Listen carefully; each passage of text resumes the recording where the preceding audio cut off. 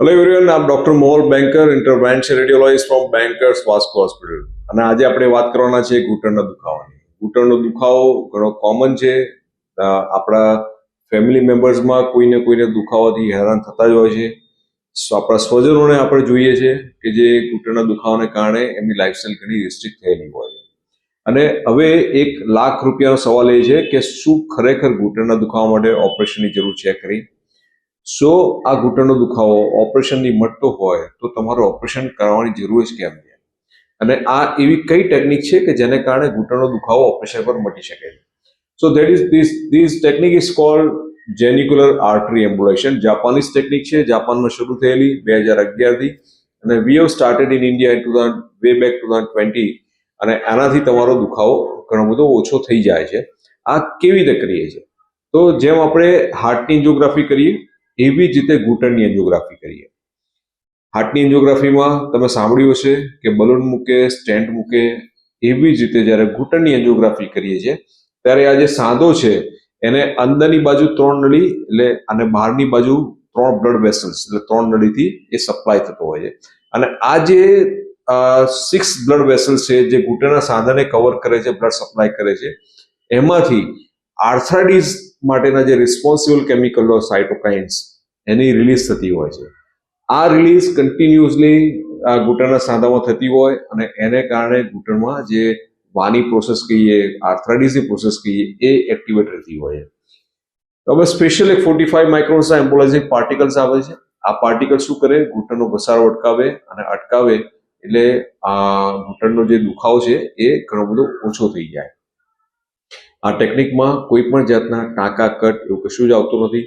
અડધી-પોણી કલાકની પ્રોસિજર છે અને 8 થી 10 કલાકમાં પેશન્ટ પોતાની day to day activity resume કરી શકે છે. કોઈ એનેસ્થેસિયા મેજર નથી આવતો, એટલે 100 વર્ષની ઉંમર સુધી ગમે ત્યારે આપણે કરી શકીએ છીએ.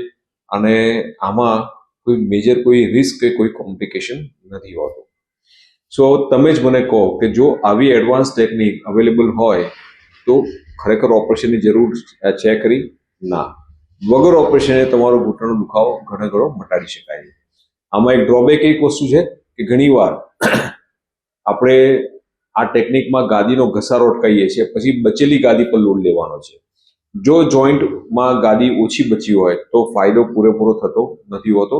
ઘણીવાર જે ફાયદો જે થતો હોય છે એ બચેલી ગાદી પર બહુ ડિપેન્ડ કરતો હોય છે, પણ ફાયદો ચોક્કસ થાય છે.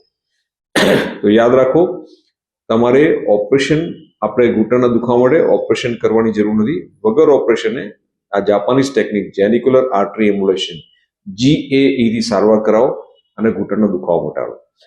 અમે જે તમને વાત કરી આવું અમારા જ પેશન્ટમાં જેને અમે કરી છે એમનો પોતાનો એક્સપિરિયન્સ આપણે સાંભળીએ. ડોક્ટરો તો ના જ પાડી હતી કે ભાઈ આમાં રિઝલ્ટ અમુક ટકા જ આવશે. એટલે તમને ચોખ્ખું કહી જ દીધું? હા, કીધું હતું અમને.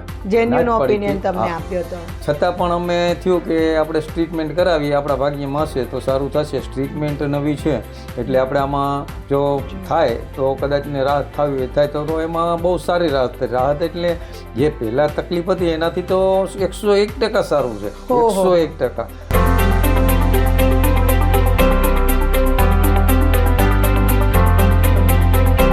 અને 12 વર્ષની અંદર અમે જ્યારે પણ ફોન કરીએ તો સાહેબ તરફથી કે સ્ટાફ તરફથી તરત એનો રિસ્પોન્સ અમને મળ્યો છે.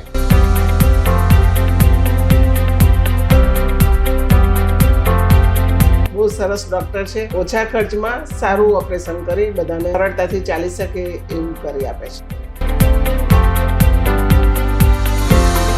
બેન્કર સરનો આજે સોશિયલ મીડિયા પરનો વિડીયો અમે સક્સેસ સ્ટોરીનો સાંભળ્યો.